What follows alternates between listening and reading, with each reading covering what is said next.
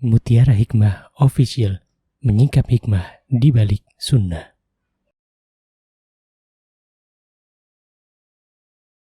Salurkan donasi terbaik Anda untuk mendukung dakwah Mutiara Hikmah Official.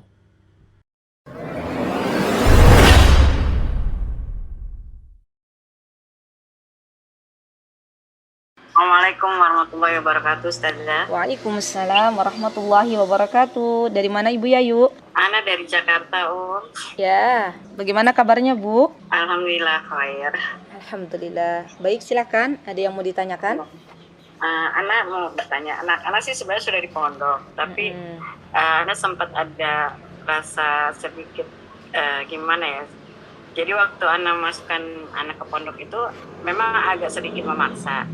Jadi dia itu lulus SMP dan sekarang SMA. Dia sempat bilang, Umi, aku mendingan sekolah di sini, Mi, STM. Nanti kan kelas 2 juga sudah bisa PKL, sudah bisa menghasilkan uang. Terus Ana jawab begini, sayang nak, bukannya apa?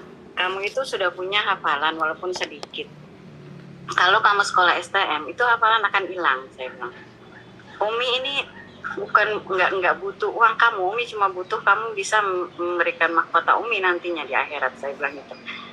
Nah, si anak sempat ngomong begitu, tapi saudara anak sih sepupu sempat bilang, Mbak, begitu sama saja memaksakan mengekang kebebasan anak. Dia sempat bilang begitu. Saya bilang, saya begini untuk akhirat. Jadi kadang suka ada rasa bimbang sedikit di hati, gimana ya Ustazah untuk ngilangin itu gitu.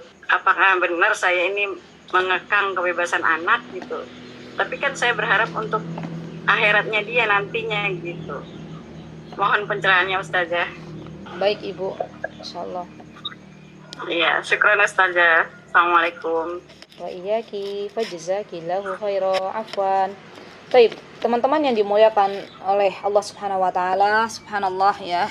Setiap diri kita orang tua pasti kita itu menginginkan yang terbaik untuk anak kita. Saya yakin tidak ada seorang ibu yang tidak menginginkan kebaikan untuk anaknya. Tapi terkadang kita itu sedikit memaksakan anak kita untuk melakukan sesuatu untuk kita, ya. Bukan untuk kebaikan anak kita, tapi untuk diri kita, ya. Sebelum anak kita itu benar-benar menerima dengan tulus, ya, apa yang akan kita perintahkan, kita paksa.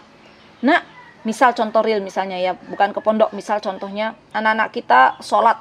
Ayo nak, sholat nak, udah adzan. Ayo nak, cepet nak, sholat nak, pergi ke masjid. Sedangkan kita belum memberikan ilmu kepada anak-anak kita, untuk apa kamu sholat nak? Apa tujuan kamu sholat itu? Apa yang kau dapatkan kalau kamu sholat? Kita belum berikan itu kepada anak-anak kita. Kita tidak menggunakan masa 7 tahun sampai 10 tahun untuk memberikan arahan-arahan itu, ya. Sehingga anak-anak kita akhirnya dia sholat karena dipaksa oleh orang tuanya, bukan karena takut kepada Allah, bukan karena dia mengharapkan sesuatu yang ada di sisi Allah Azza wa Jalla. Begitu pula dengan pesantren, begitu pula dengan mondok. Kita pengen kebaikan untuk anak-anak kita, tapi terkadang kita itu seakan-akan ya, kita memaksa anak kita, ayo nak, kamu masuk pondok. Belum memberikan, kenapa kamu masuk pondok nak? Apa yang menjadi tujuan kamu untuk masuk pondok? Dialog. Kalau memang anak kita misalnya punya keinginan, ya Bu, saya tuh nggak mau masuk pondok karena ini. Nah, terus ibu punya keinginan juga, tapi nak, kalau kamu nggak masuk pondok itu kan nanti hafalannya hilang. Coba nanti tanya lagi, kira-kira ada nggak jalannya kalau kamu nggak masuk pondok tapi hafalanmu tetap terjaga? Coba dengarkan. Mohon maaf ya, ini nasihat untuk diri saya terlebih dahulu, ya. Dan untuk teman-teman semuanya, terkadang kita itu orang tua ya, apalagi ibu, itu kita lebih mudah berbicara, lebih cepat berbicara, lebih cepat mengomel daripada kita mendengar pendapat anak kita, ya. Nah, berikan dulu kesempatan anak kita berbicara, ya. Karena teman-teman yang dimuliakan Allah, ada anak-anak yang dia tidak masuk pondok pesantren, tapi dia menjadi seorang penghafal Al-Quran. Kalau memang itu yang kita mau, ya, maka coba untuk berbicara baik-baik. Misalnya kita bisa, kalau memang anak kita tidak mau masuk pondok pesantren, tapi misalnya dia menjadi penghafal Al-Quran, kita berikan porsi yang lebih banyak dia untuk menghafal Al-Quran, ya.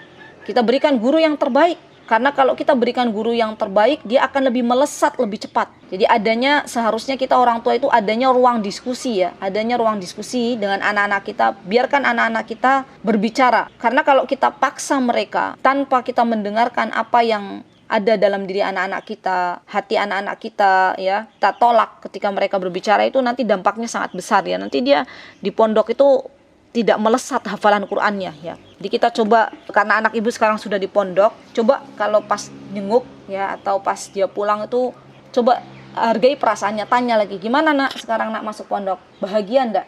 Ya, syukur-syukur alhamdulillah jika Allah berikan hidayah ya, dia diberikan hidayah oleh Allah ketika di pondok dapat tausiah dari ustadz bahwasanya mencari ilmu agama itu adalah yang paling diprioritaskan dan pondok ini adalah tempat yang paling baik untuk kamu menuntut ilmu. Ada anak-anak berubah pikirannya yang tadinya awalnya tidak mau di pondok setelah mendengar ustadznya berkata demikian, kemudian dia pulang ke rumah dan dia berterima kasih kepada ibunya, ibu terima kasih sudah memondokkan saya karena ternyata di pondok saya bisa belajar ilmu agama. Ada, jadi luangkan waktu ngobrol diskusi dengan anak-anak kita, apa yang saat ini anak-anak kita rasakan, itu yang seharusnya kita ibu-ibu semuanya lakukan ya.